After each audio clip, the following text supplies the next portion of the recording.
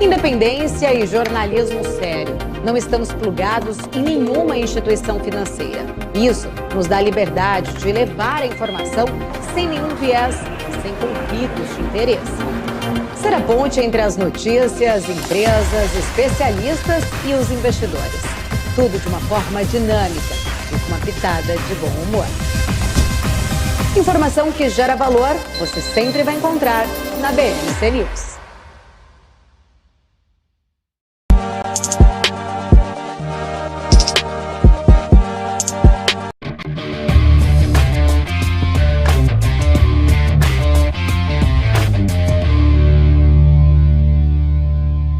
Fala pessoal, sejam todos muito bem-vindos a mais um SaraCast, nosso podcast semanal aqui na BMC News, sempre com grandes nomes de empresários, empreendedores, né, quem está revolucionando o mercado. Hoje a gente está aqui com o meu grande amigo Fábio Lousada, que vai contar um pouquinho não só sobre carreira, mas principalmente a carreira dele também, né? Não só a carreira do profissional que você educa tanto, mas também a sua carreira. Pô, muito obrigado, Lousada, pela Obrigado, pela que presença. agradeço, Sara. Que agradeço aqui a participação para poder falar da carreira, de empreendedorismo. Esse topete aí tá cada vez mais ousado, tá? Não? Tá. Tem que tá. Tá dando trabalho. É marca. Tá dando trabalho aqui pro videomaker, né? Não, o topete desse jeito. Eu tô mais magrinho o shape, agora. né? O shape, pô, né? Todo dia agora. Tá todo mundo acompanhando, né? Todo dia, Depois que a gente entrou forte com o Renato Cariani lá, não tem mais como. Caraca, daqui a pouco vai... Como dizem na internet, é um monstrão aí. O próximo é o fisiculturismo. Tem um seriado novo, acho que é recentemente no Netflix, da vida do Arnold Schwarzenegger, né? Daqui a pouco vai ser a vida do Lousada, né? Arnold. Pô, mas muito bom. Eu começo sempre, acho que, pedindo pra gente contar um pouquinho da sua história, né? E como que a gente chega também na história atual hoje do Urban Banco, pra gente falar um pouquinho depois pra frente, um pouquinho sobre carreira, enfim. Mas como é que é a história do Lousada e também que se confunde um pouco hoje agora com a história do Urban Banco, né? Show de bola, Sara. Eu sou criado em banco, praticamente, porque eu estudei na Fundação Bradesco. Ah, é? Lá na Cidade de Deus. Nasceu em Osasco? Praticamente. E aí, desde pequeno, Fundação Bradesco, e aí eu ia jogar futebol, ia ver o pessoal de terno e gravata lá, falei, isso aqui... Me achei. Trabalhar em banco, não sei o que o bancário faz. Segundo o bloco, o Lousada vem de gravata, então vai se trocar. Foi isso o tempo. E ali eu comecei a gostar, ver que faria muito sentido. E lá na Fundação Bradesco eles também já meio que orientam você aí pro Bradesco. O Bradesco pega muita gente da Fundação Bradesco. Ali o cara já estuda lá. Você consegue ver o histórico do cara, comportamento, e aí fica mais fácil de você até fazer um filtro e levar ali pro banco. Então com 18 anos já entrei no banco. E eu entrei em agência bancária. É aquele coletinho vermelho. Hoje em dia aquelas pessoas ficam fora ali da agência, né? Atendendo o público. Isso, então eu ficava lá. Posso te ajudar? Né? É isso mesmo. Fiquei ali. Mas eu queria crescer no banco, eu queria crescer muito rápido. E aí entra a primeira parte de certificações na vida, que ninguém tinha certificação, ninguém falava disso. Já que ninguém fala, pode ser um diferencial, né? Porque se ninguém tem e eu tiver, já pode ser alguma coisa diferente. E aí eu tirei CPA 10, tirei CPA 20, eu fui assim, o primeiro escriturário do banco a tirar a certificação. Então foi algo bem marcante, porque falar o pessoal, vou tirar tal certificação. Fala, esquece, isso é muito difícil, tá? Não é pra... Ou pra quê, né? Não é pra escriturário na época, tem que ser gerente para tirar a certificação. Então eu ouvia isso, mas falava, não, eu quero crescer. E acabou sendo rápido até, porque... Com 1 ano e meio, 2 anos, eu já peguei e virei gerente de PJ.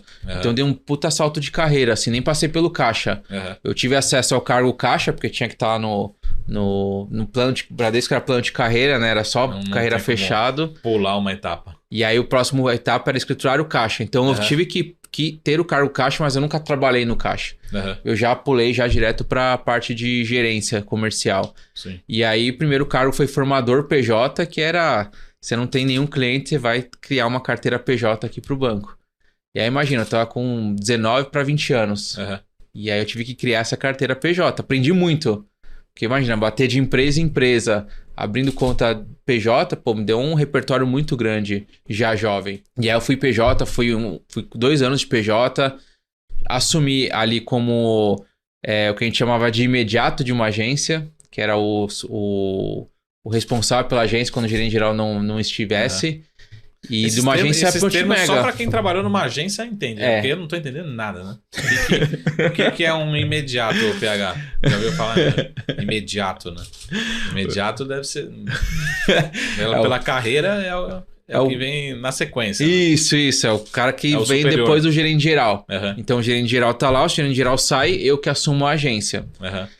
Porque às vezes você fala com 5, 10 pessoas diferentes dentro de uma agência, mas são vários cargos diferentes. Né? São vários cargos e era agência porte mega, era agência do Bradesco de Santana, agência muito grande. Aquela da Voluntários da Pátria. Que tem ainda, existe. Ainda existe, essa ainda existe, que é onde fica regional, fica uma parte grande aí do Bradesco.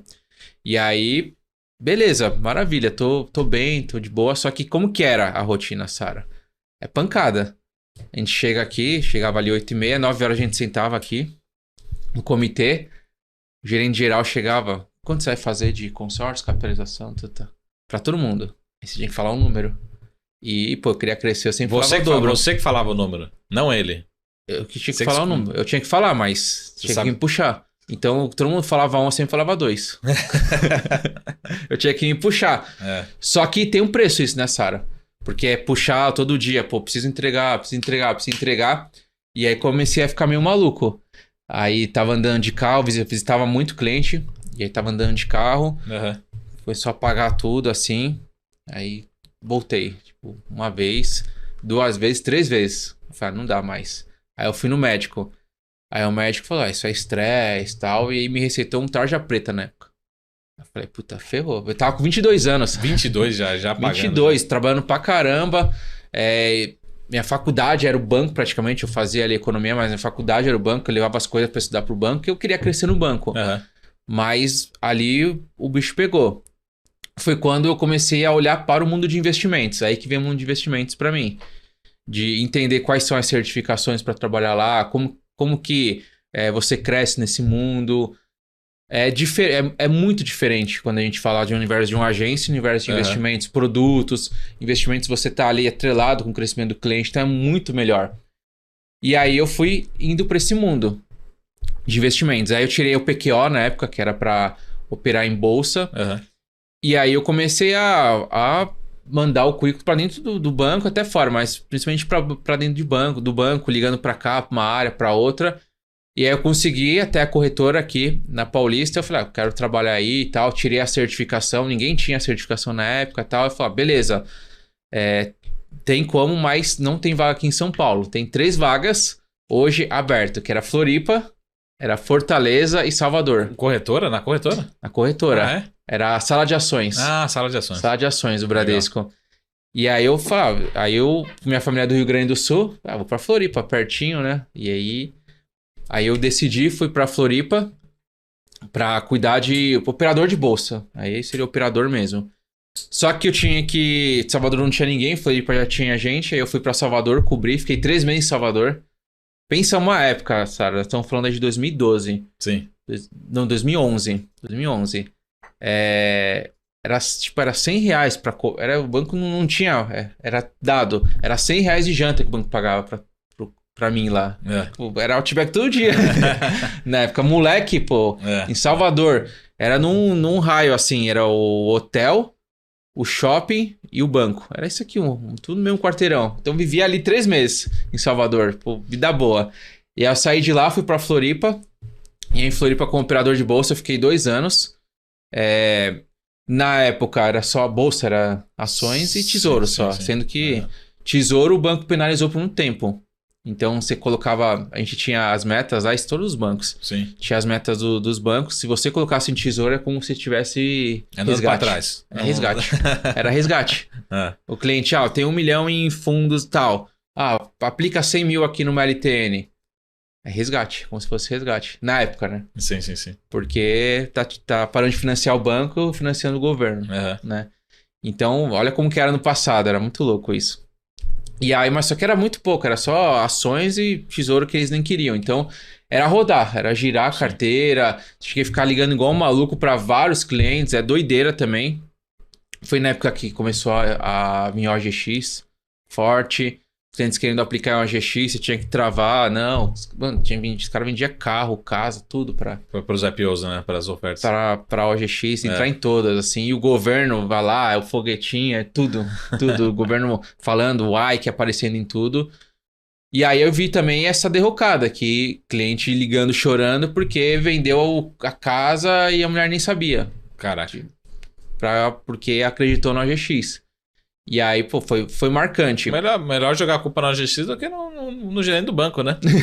Poderia ter sobrado pra você. Não, mas só que a gente falava na época pra não fazer, pra diversificar, mas o cara... É complicado, assim, é difícil. Quando o cara, ele teima. Quando ele recebe a diquinha, acabou. É muito difícil. Até você convencer alguém a sair de uma pirâmide é muito difícil. Quando o cara recebe a diquinha. Então a gente sofreu com isso. Mas ao mesmo tempo, sabe, eu tava tirando CEA, tava tirando CFP, tava entendendo mais do ir além de ações. E aí eu estudei planejamento sucessório, planejamento financeiro, você trazer tudo. Então você foi um dos primeiros CEAs ou primeiros CFPs do Brasil, né? Fui. Quando eu tirei CFP, CEA tinham menos de 1.000, tinha uns 800, 700. CFP eram 4 módulos na época. E aí eu tirei a certificação. Falei, pô, quero falar sobre isso. Eu não quero falar só de ações.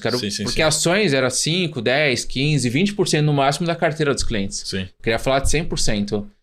E aí eu fui atrás de da área que tratava que tinha especialista. Só que na época eram 50, 100 especialistas no máximo num Bradesco. Que tinha mais de 100 mil colaboradores na época. Era muito pouco. Mas aí eu tinha as certificações, tinha o CFP que ninguém tinha na época também. E aí eu consegui ir para de investimentos. Mas a mesma coisa, onde tem vaga foi Campinas. E aí eu saí 2 anos de Floripa, fui para Campinas. Para ser gerente de investimentos e atender ali o interior de São Paulo. Eram 3 regionais. E aí eu trabalhei lá, fiquei 6 meses. E aí eu recebi uma proposta do Santander.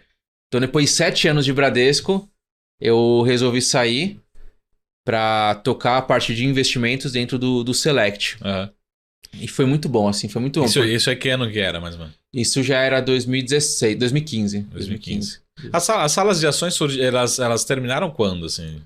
Ou diminuíram, né? Foi nesse período mesmo. 2016, diminuir, né? 2017. Também pegaram anos muito ruins de bolsa, né? Uns 2, 3 anos muito ruins. E só ficava de bolsa. Quem só vivia de bolsa, muitas corretoras fecharam, foram adquiridas. Foi bem nesse período. A sala de ações não se pagava mais. Era muito difícil manter. E veio a XP muito forte também na época com os assessores. Então foi minguando ali. E ali como gerente de investimento Select do Santander eu fiquei 2 anos também. Aprendi muita coisa, outra cultura, me ajudou demais. E aí o que acontece? Eu tava como gerente de investimentos e aí o Santander falou o seguinte, ó, a gente vai mudar aqui. Eram 100 gerentes de investimentos na época ali. A gente vai mudar, não vai ter mais gerente de investimentos. E o gerente de investimentos, ele vai ser um gerente de relacionamento de altíssima renda. Então, vai pegar os maiores clientes da agência e vai cuidar de tudo. Cartão de crédito. Vai ser um gerente mais...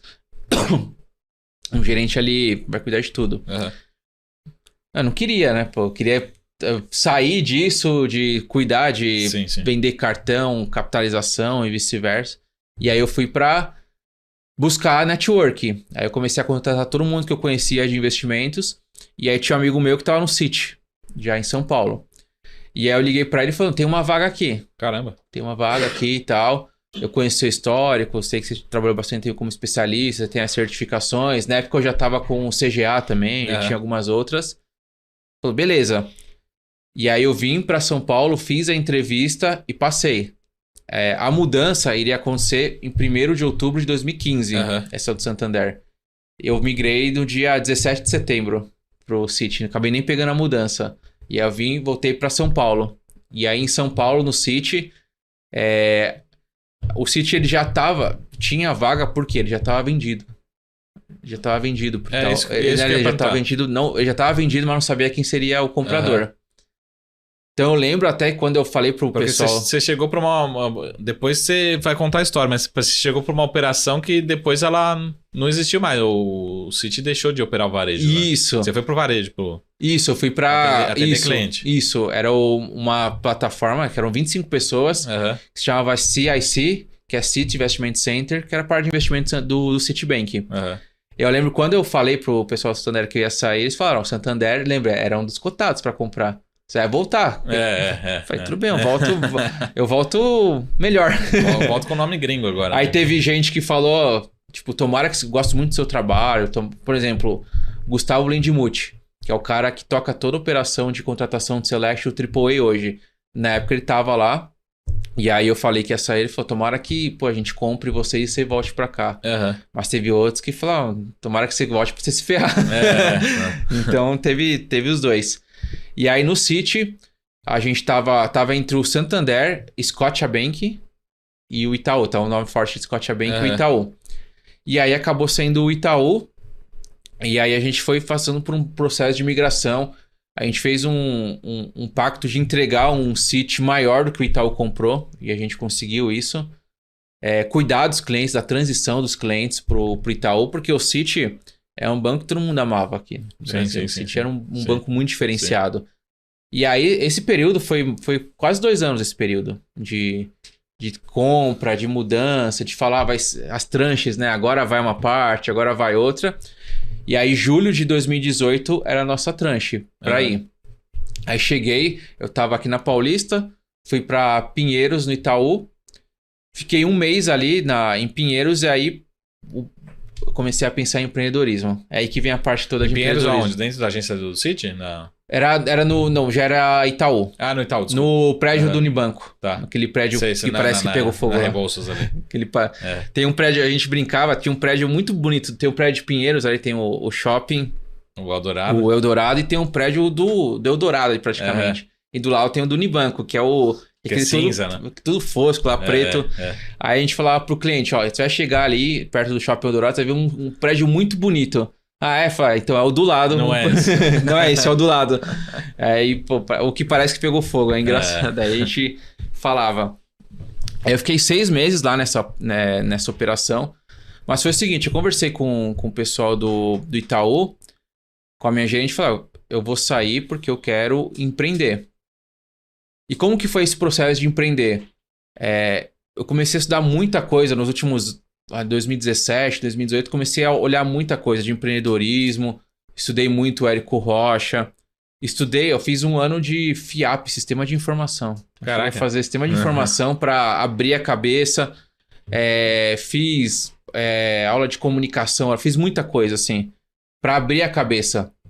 Mas o que abriu mais a cabeça foi o Érico Rocha, que falava, não, 6 em 7 e tal, você pode fazer... Olha uma dor de algum mercado que ninguém tá falando, você pode ensinar. E eu olhava pro meu mercado e falava, quer algo com mais dor do que o cliente tem com os profissionais do banco? Não tem. E aí tem uma pesquisa da B3 que mostra que o cliente confia... 2% dos clientes confiam no gerente do banco e 10% no assessor, no especialista. Pô, tem uma dor enorme aqui de formação. Eu falei, vou entrar nisso. E tinha um mercado que fingia que ensinava...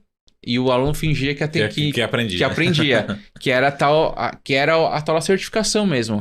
Do cara falar, tira a certificação tal, que você tá pronto para trabalhar no mercado. Mas não tava. Então, tirar um CPA 20, igual a gente fala, CNPI, você tá pronto para ser analista? Não, você tem que pegar a parte prática. Só que muito se vendia no mercado. Seria a mesma coisa que eu vender, pessoal, você quer ser analista? Tira o CNPI que o Sara vai te contratar porque você tá pronto para ser um analista. Não é assim que funciona. Mas era assim que era vendido. CEA, tira o CEA, você vai virar especialista de investimentos, os bancos vão te querer. Eu falei, tem um mercado aí, só que eu preciso quebrar essa barreira. E aí, como que quebra a barreira? E aí, eu aprendi até com o Érico Rocha, reciprocidade. Você entrega muito conteúdo. E foi o que eu fiz. Eu gravei CPA 10, CPA 20 de graça, assim, o conteúdo, coloquei no YouTube. E o bicho pegou, porque quem vendia curso veio pra cima e tal. E o Acorda Mercado, que foi o morning call que eu fazia toda manhã. Então, legal. Todo dia eu fazia o Acorda Mercado, acordava 4h30 fazer o Acorda Mercado. Então, fazia esse morning call todos os dias. E assim eu fui criando um público. Foi bem rápido. Em 6 meses eu criei um público ali de 15 mil pessoas que me acompanhavam, que recebiam WhatsApp. Foi crescendo. E aí eu já tinha conversado com o Itaú, eu falei, eu vou fazer essa transição. E aí o Itaú falou o seguinte, os clientes estão chegando aqui, então o pessoal da sua carteira está chegando aqui. Fica até o carnaval, então fica até março de 2019 E aí depois você sai. Então a gente faz a transição tranquila. Beleza. Fiz essa conversa com o Itaú, acertei tudo. Em março de 2019 eu saí, então fui projetando. Então eles deram total apoio para poder fazer essa migração, para poder empreender. Em 6 de março de 2019 eu dou a saída e abro o Ame Banco. E aí começa. Então eu não comecei do zero, abri o Ame Banco. Não, já tinha um público onde já me acompanhava e eu já tinha dado 6 meses de conteúdo gratuito para eles. E aí eu comecei com certificação. Aí tem um período legal que a gente tinham 2 especialistas comigo, 2 assessores que saíram comigo e o meu pai. Meu pai, ele trabalhou 38 anos no Bradesco como inspetor. Isso que eu ia perguntar antes, fala do seu pai, se assim, você sempre tomou essa decisão sozinho ou você tinha uns caras te apoiando, falou, meu, vai lá, vamos fazer juntos, você sair, eu também acompanho, enfim. Eles tinham mais focado para abrir um escritório da XP. Então, qual que era a ideia? A gente era em 3 assessores, 3 especialistas, e a gente falou, vamos fazer o seguinte, eu toco a parte de educação, vocês tocam a parte de assessoria, pô, vamos crescer, vamos estourar os 3.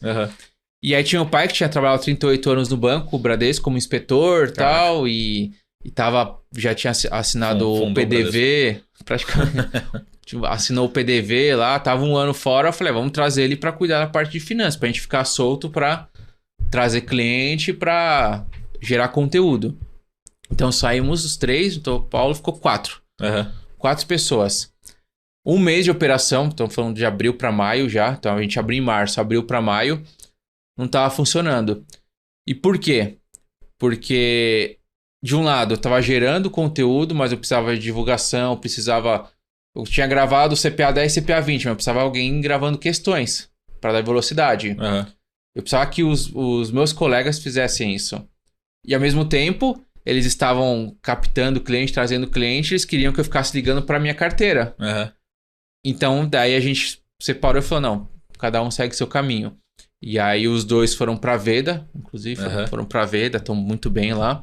E eu segui, eu e meu pai ali com a parte de educação. Então, foi assim, aí, a gente planejou em 4 e aí ficou só 2. E aí a gente começou a gravar os cursos, a vender, começo vendia nada, fiz 3, cheguei a fazer 3 cursos presenciais ali de CPA 20, assim, era loucura, Sara, assim, a gente ficava o mês inteiro para dar aula, para dar o curso completo, e se chegava no final, um lucro de R$1.000. Era na linha final, né? Na linha final. Não tinha como, e era muito desgastante. Falava, vamos abandonar. Aí você fala, vou voltar lá para Salvador, porque só de vale alimentação já pagavam. Tá mais do que isso aqui, né? Então, e aí lá, quando eu trabalhava ali, acho que quando eu tava dando essas aulas, eu falei, vamos abandonar esse curso presencial. Não dá, é online. Vamos escalar, eu aprendi assim, eu vi assim o Érico, dá pra crescer dessa forma. Sim. E aí foi indo, a gente foi gravando, fazendo, eu trabalhava tranquilamente ali umas 15 horas por dia, porque eu, assim, trabalhava muito, porque eu tinha que gravar tudo, não tinha ninguém mais pra gravar comigo. O pai não tinha como gravar, não manjava de certificação, de investimentos. E aí eu fui fazendo certificação. Chegava no escritório bem cedo pra fazer as gravações. Aí eu lembro que a gente ficava em Pinheiros, era um lugar de 2 metros por 2 metros. Era bem assim, bem pequeno. Quem? Você e meu pai só. E aí eu... Tinha 1 metro pra cada um. 1 metro pra cada um. E a gente... Tanto é que eu precisava daquele lugar pra dormir. Às vezes, à tarde eu ficava dormindo lá pra dar conta. Porque de manhã eu tinha que fazer as gravações e à noite eu sempre dava aula online. Eu tinha que fazer live, então fazia muita live. Fazia live de 2 horas, 3 horas. E assim foi. Mas aí a gente começou a sair os cursos. Em julho, agosto já começou a sair mais. E aí precisava de atendimento. Precisava trazer uma pessoa para cuidar desse atendimento, para ajudar. E aí entra a Fran, entra a minha esposa, que tava no Bradesco, tava no private do Bradesco. E aí eu falei com ela, a gente tá precisando de alguém e tal, para cuidar aqui do atendimento, para ajudar a operacionalizar, etc, etc. E ela falou, maravilha, vambora. E aí eu lembro até que ela conversou com a superintendente lá do private na época. vocês vão arriscar, vocês vão colocar todos os ovos na mesma cesta? Ela falou, bora.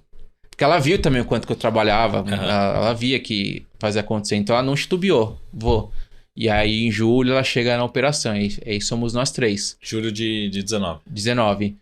E aí a gente consegue, e aí entra a primeira vez o que eu falo que foi a mudança, que foi a prática. Sim. O que era isso? Era um programa chamado Comunidade Pi,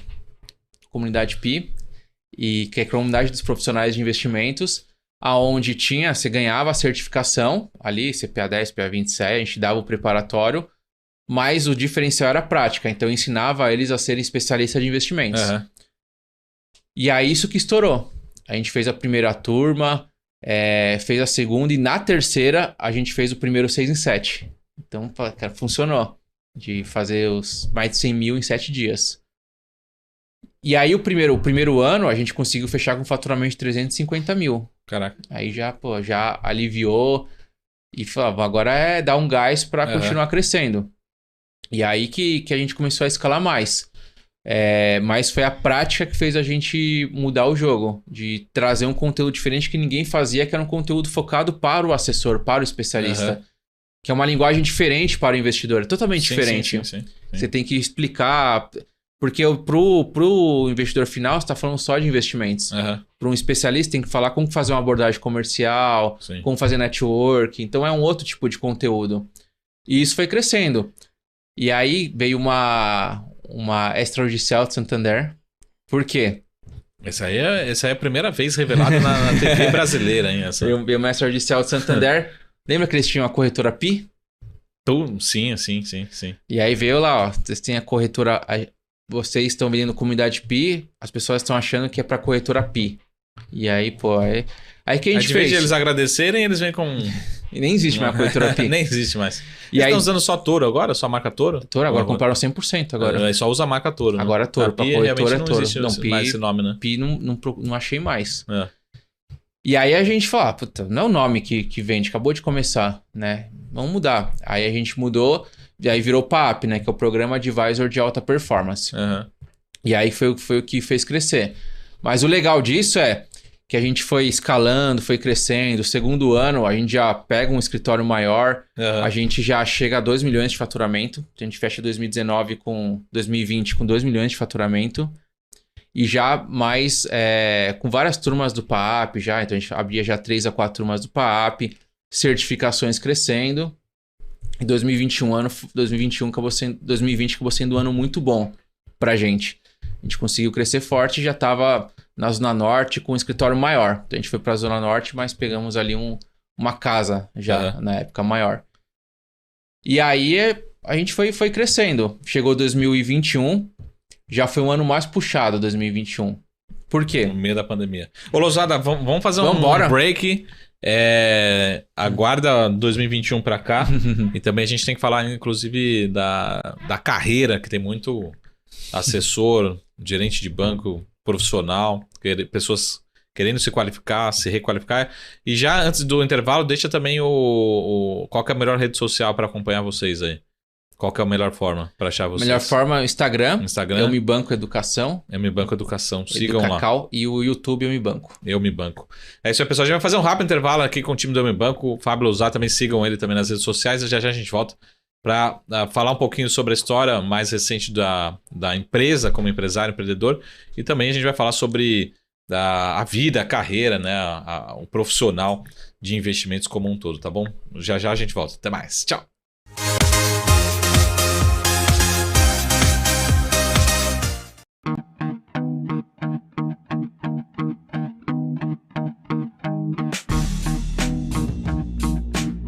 Quais foram os fatores que fizeram essas operações elas desempenharem e por que surpreenderam o mercado financeiro? Business traz panoramas, resultados, prospecções e expectativas de companhias listadas no mercado.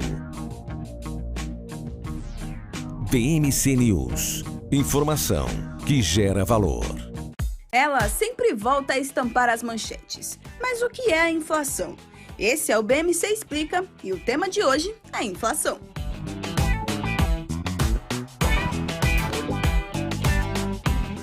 Basicamente, é a redução do poder de compra causada pelo aumento dos preços de produtos e serviços generalizado e persistente. A inflação é um fenômeno causado pela expansão monetária, ou seja, pela impressão de dinheiro acima do que a economia consegue absorver. Alguns economistas também atribuem a causa da inflação a um choque de oferta. A inflação tem como índice oficial no Brasil o IPCA, Índice de Preços ao Consumidor Amplo, e é calculada pelo IBGE, o Instituto Brasileiro de Geografia e Estatística. O índice faz uma estimativa do custo da cesta de produtos e serviços que reflete padrões e hábitos de consumo de famílias com renda de 1 a 40 salários mínimos. Os grupos são alimentação, habitação, vestuário, transportes, saúde, despesas pessoais, educação, comunicação e artigos residenciais. A ferramenta que o Banco Central tem para controlar a inflação é a manutenção da taxa básica de juros, a Selic. Então, em um movimento esperado, quando a inflação está mais alta, o Banco Central tende a aumentar a taxa de juros com a intenção de inibir o avanço da inflação, desacelerando o consumo e os investimentos das empresas. Mas quais são as consequências que a inflação traz para as economias? A inflação alta nunca é bom. São várias as consequências que ela traz. Entre eles, a desestimulação de investimentos, a inibição do crescimento econômico, além de aumentar o custo da dívida pública devido à taxa de juros da dívida pública ter que compensar o efeito da inflação e incluir a ele um prêmio de risco como compensação das incertezas que a inflação mais alta traz.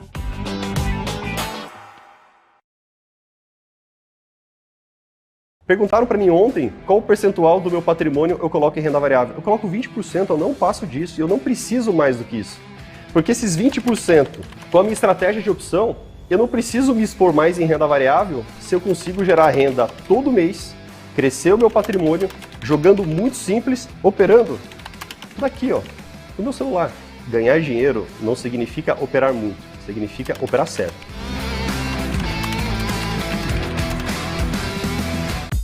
COI, você sabe o que eles são? Esse é o tema do BMC Explica de hoje.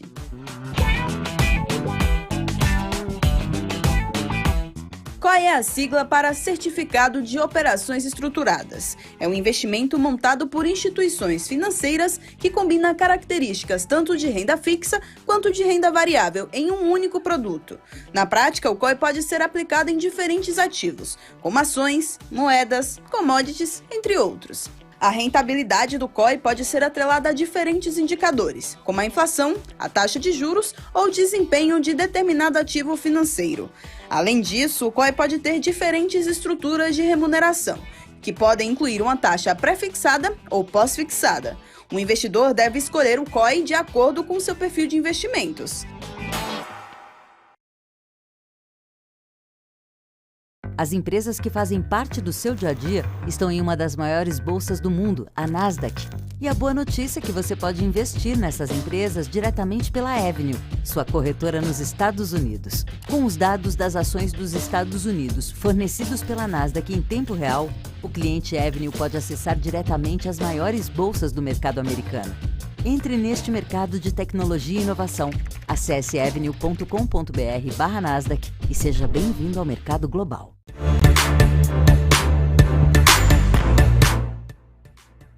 Fala pessoal, estamos aqui de volta ao nosso SaraCast especial, hoje aqui com o time do Eu Me Banco, representado pelo Fábio Lousada. Mas Lousada, também falando um pouquinho sobre o Eu Me Banco, para quem não conhece, vocês estão já hoje com um time gigantesco, né, de profissionais lá, né?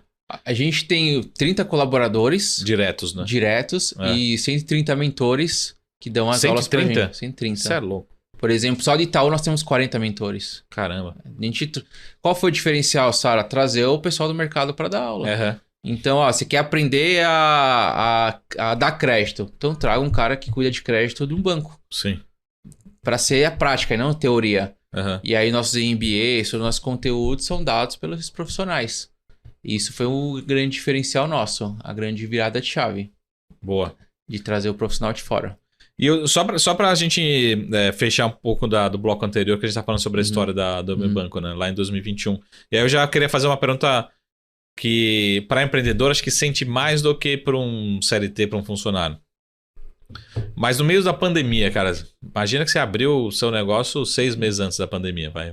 Vamos arredondar aqui. Pô, não dá aquele pânico de falar assim, pô, vamos fechar, estopa, porque, beleza, tem a lado da internet que ajudou ali, mas também tem um lado de, pô, você não consegue falar com as pessoas na pandemia, não conseguiu organizar, fazer uma reunião, né? Como é que foi o período de pandemia para você? E ainda nesse início, né, vamos dizer assim, né? Já tinha aberto a empresa, mas o que você falou, 2021 talvez tenha sido um divisor de águas, né? Foi um bom ano. Por quê? A gente já tinha testado o modelo presencial e a gente já abandonou o modelo presencial.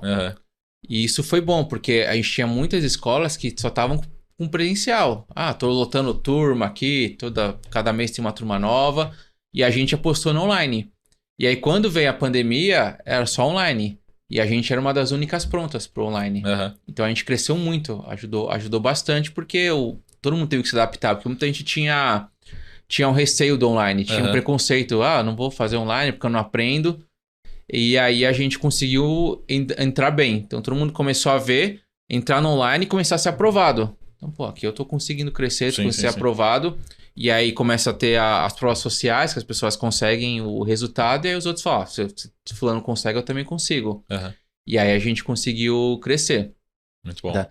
E aí entrando até na parte de 2021, foi um ano um pouco diferente, porque aí já apareceram muito mais players e muito mais promessas. Então foi um ano que muitas escolas entraram com o discurso de seja aprovado rápido, passe em certificação e tal. E a gente tinha um discurso mais coxinha, né? Sempre teve um discurso mais coxinha, que você tem que estudar mais, você tem que estudar muito mais, não é fácil. Você vai entrar aqui, mas eu não garanto nada. Que é um discurso para longo prazo. Você educa a longo prazo. No curto prazo é péssimo. O cara quer resultado rápido. Aí eu falo pro cara, você vai demorar mais para estudar CFP, você tem que estudar mais tempo para você conseguir. E aí vinham os concorrentes e falavam, não, 30 dias, 90 dias. E aí a gente sofreu bastante. Bastante, porque os alunos estão migrando para esse fácil, pro mais fácil. Então, 2021 foi um ano dessa forma. A gente conseguiu crescer, a gente passou de 2 para 4 de faturamento, mas não era mais como uma startup, na época não era pouco, né, de crescimento, até pelo potencial que estava apresentando de mercado. E aí o divisor de água, de fato, foi 2022. Por quê? O que aconteceu em 2022? Expansão das áreas de investimentos. A gente vê o Ion contratando muito. A gente viu esse final do ano o AAA do Santander contratando muito. E a mudança drástica no CFP. Que o CFP, lembra? O CFP, ele mudou, ele tirou, por exemplo, experiência de 1 ano. Então, experiência provisionada ele tirou. Então, só quem já era mais experiente. Mudaram de banco, colocaram uma banca mais difícil lá, que foi a FCC. Trouxe ali várias mudanças para deixar a prova difícil. Por quê? Porque estavam vendendo muito fácil CFP, de passe rápido e tal. Então, tudo isso culminou em muito mais reprovações em CFP e um discurso que a gente sempre falava, não é fácil. Então, aconteceu tudo isso.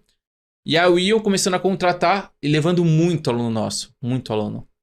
Tanto é que hoje tem mais de 250 alunos nossos na operação do Itaú do Ion. De quantos? Você sabe? Lá são 2.500 mais ou menos. Caraca. O AAA agora passaram de 1.000 assessores, tem mais de 200 nossos também lá já. Caraca. Então o mercado e os alunos começaram a ver que, caramba, o pessoal de lá tá estudando mais, mas tá dando certo, dando resultado. Então 2022 foi o ano que eles viram o resultado. Que eles viram acontecer, os nossos alunos serem contratados, eles viram que estudar mais fazia mais sentido. E aí foi quando a gente estourou. A gente fechou contrato B2B, então a gente começou a entrar pela primeira vez mais forte em fechar parcerias com o próprio Santander, com o Itaú, com o Sicredi. A gente mudou a sede, então no meio do ano a gente veio para Paulista, a gente começou a investir mais nisso, que começou a crescer, e aí a gente terminou já 22 com 12 milhões de faturamento. Então deu um puta salto por conta disso. Foi um trabalho de formiguinha, de fazer ano a ano, e que finalmente o mercado falou, caramba, é eles. Porque não adianta, a gente fala, mas o cara tá indo no resultado com 30 dias e ele não vai buscar mais. E aí quando viram que a gente sempre traz essa questão, até aqui ó, sem atalho. Tudo é sem atalho pra gente. Quando a gente vê que é sem atalho, é nosso mantra lá, você consegue. Há quanto tempo você estudou para ser um bom analista? Pô. E o cara acha que vai estudar, vai tirar um CNPI e vai conseguir ter um relatório melhor que o seu. Depois que o cara descobre que o CNPI é só o início dos estudos, né? Porque você vai passar a sua vida inteira estudando. É isso. É isso mesmo. Certificação, pessoal, acho que eu quero trazer, é muito importante ali. Certificação, pessoal, é muito importante. Mas é um pilar. É uma habilitação. Uma coisa, você querer dirigir só ter a habilitação e não ter a prática. Então a gente traz essa prática. Acho que é legal esse trabalho porque a gente não demoniza a certificação. Mas a gente não traz ela como um milagre. Como a gente vê acontecer muito no mercado. E aí chega agora 2023, a gente vem com os MBAs. Então a gente vem com 12 MBAs, a gente vem com programas de formação, a gente vem com B2B entrando mais forte, a gente vem com evento.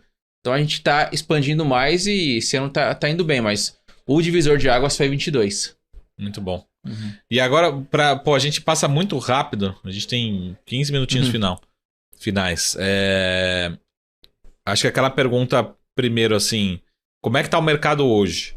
Porque tem muita gente que tem sempre aquela sensação, né? O cara tá chegando agora num banco, é aquela sensação, pô, não vou conseguir, o mercado já passou, já mudou.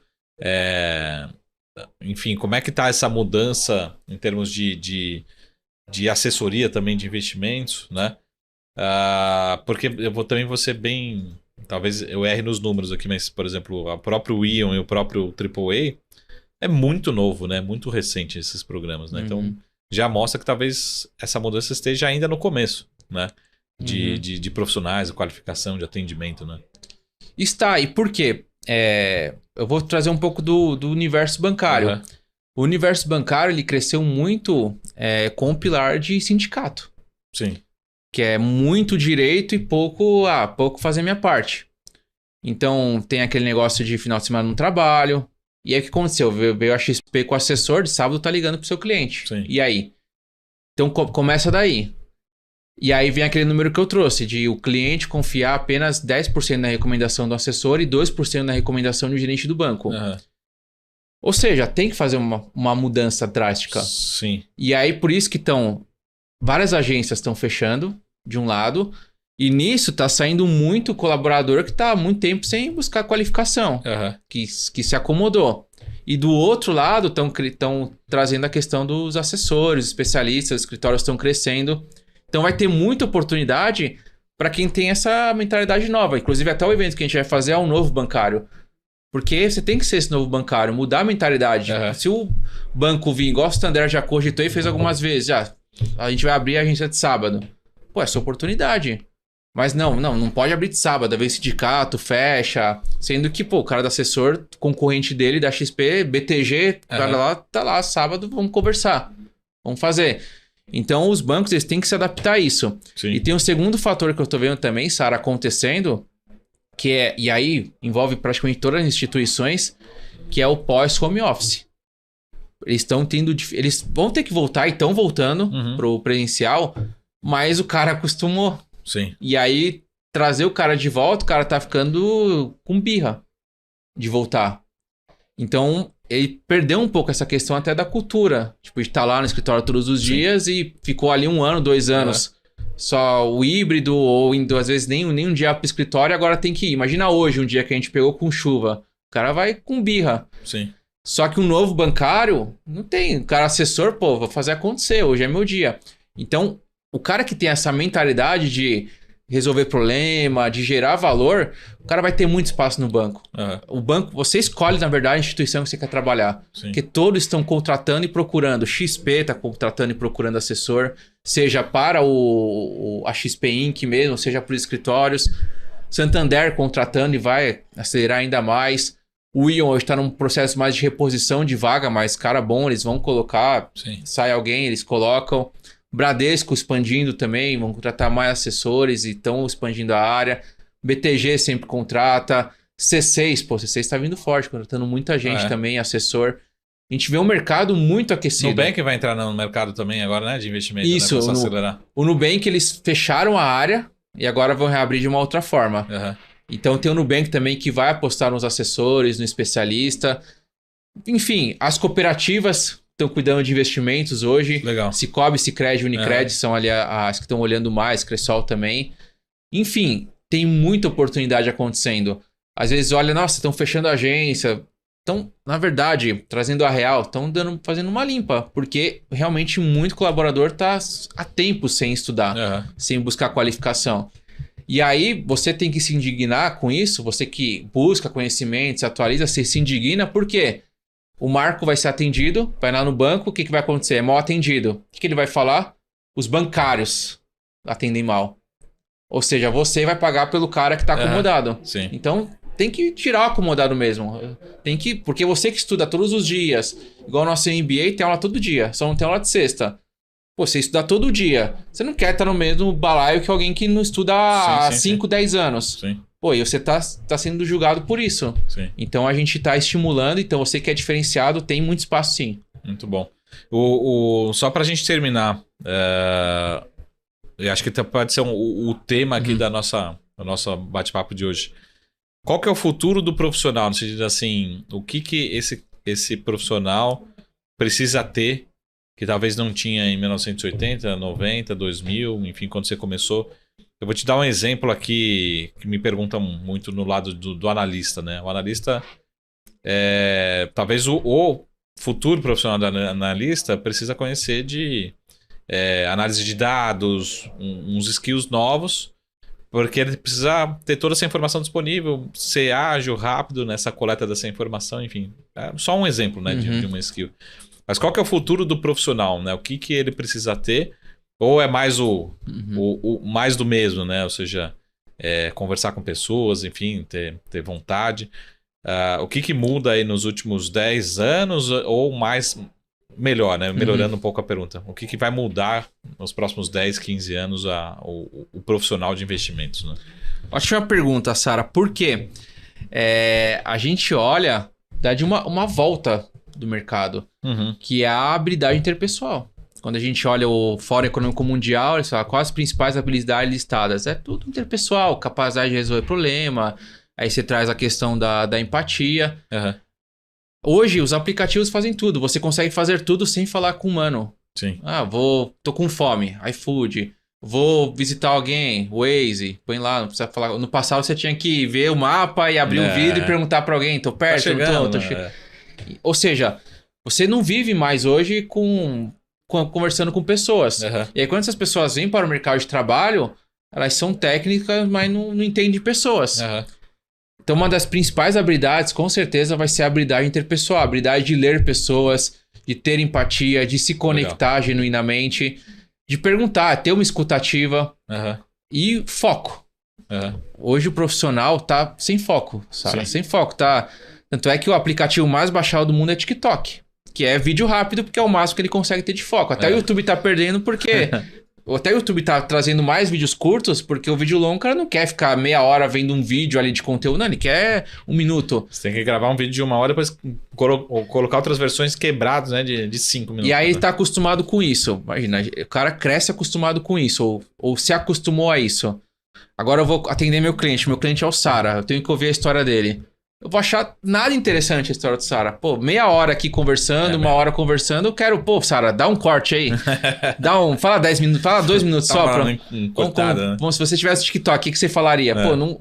E aí ele tá acostumado a isso. Então, quando ele atende um cliente e ele vem dessa cultura, ele não tá mais ouvindo o cliente. O que a gente tá falando, ele já tá pensando em outra coisa. Então, é voltar para o foco. Você tirar o celular, tirar a distração e ouvir o seu cliente, anotar o que ele precisa... Tem que voltar para isso, porque os profissionais não estão mais focados. Então, acho que essa é a principal habilidade. E aí, é claro, olhar para o que vai acontecer com o ChatGPT, você ficar atento às novidades, você poder utilizar isso até para você conseguir usar ele como aliado no atendimento. Se quer pesquisar alguma coisa, você pesquisa mais rápido. Mas, para mim, a habilidade interpessoal é que vai fazer acontecer. Muito bom. Pô, Lousada, muito, muito gentil, muito obrigado pelo bate-papo. De novo, manda um grande abraço para todo o time. E deixa aí as redes sociais, enfim, para conhecer mais os programas, o PAP, MBAs, enfim, todos os programas. Acho que talvez o Instagram seja um bom canal para... A gente tem o Instagram e tem o meu canal no YouTube. O meu canal no YouTube é focado para quem quer trabalhar como assessor de investimentos. Então eu faço uma live lá toda segunda-feira e eu solto vídeo 3 vezes por semana. Então são 4 vídeos por semana. Só focado como fazer uma abordagem comercial, como ler um relatório, como utilizar uma carta de gestor para você entender mais de mercado. É um conteúdo mais técnico, mais voltado para quem quer trabalhar com isso. Então segue lá no YouTube, escreve lá no YouTube Fábio Lousada. Tá, tudo junto com Z, né? Fábio com Z, Lousada isso, com Z. Isso. E o Dami Banco, tudo junto. E eu em banco para buscar a parte de certificação, a parte mais voltada até para PJ, varejo, o gerente alta renda, que quer trabalhar no personalité, no select, ele tem as opções. Muito bom. Pô, fechadíssimo. Muito, muito gentil, muito obrigado. Então sigam lá Eu Me Banco no Instagram e no YouTube e Fábio Lousada também no YouTube. Um grande abraço de novo para todo o time lá, né? Sempre nos atende super bem. E eu sou muito fã, eu sou suspeito aqui para falar do trabalho de vocês. Gosto muito do trabalho de vocês. Que agradeço. E inclusive, saindo daqui, na porta tem eu já vou pedir aqui ao vivo já para você deixar mais livros aqui com a gente, fazer essa doação aqui ao vivo, porque deixando ao vivo registrado não tem como fugir, né? E aí a gente... E um dos livros aqui na nossa stand aqui fora é o seu livro lá que a gente utiliza muito aí para educação financeira. Legal, vou lançar 2 livros ainda esse ano. Você é louco. Tá pronto já, tá pronto. Aí vem coisa boa aí. Um focado para abordagens comerciais ali e um outro focado para investimento. Então, tá muito pronto. Bom. Tá pronto. Lança quando? Tem mais ou menos? Eu só tô fechando agora com a editora, contando com algumas editoras. Mas o livro tá pronto, aí passo por uma revisão final, aí eu já solto. Quando eu for lançar, faz uma exclusiva aqui também na BMC. Fazer sim, lançamento. Com certeza. Pô, muito, muito obrigado, pessoal. Lousada, muito gentil. Pessoal, esse foi o nosso SaraCast especial com o time do Eu Me Banco, né? Lembre sempre de procurar profissionais extremamente qualificados, né? Com experiência, para você se qualificar também, né? E se profissionalizar. Esse mercado é um mercado gigante, muito legal. Então siga lá também o time do Eu Me Banco e a gente se vê aqui na semana que vem no nosso SaraCast. Até mais. Tchau!